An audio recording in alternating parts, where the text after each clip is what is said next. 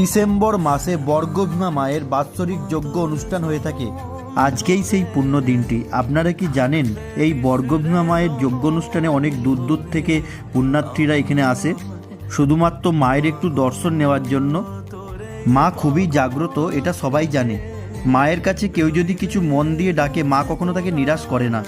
এবং এই বর্গভীমা মাই 51 পীঠের এক পীঠ। প্রতি বছর এই জায়গাটাতেই যজ্ঞ হয়ে থাকে।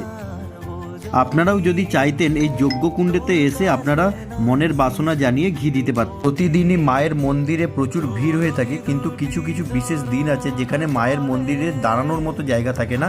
সেই দিনগুলোর মধ্যে এই দিনটাও একটা। এবং আপনাদের বলে থাকি এই বিশেষ দিনগুলোতে মাকে খুব সুন্দরভাবে সাজানো হয়।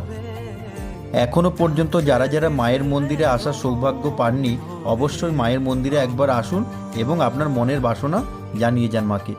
জয় মা।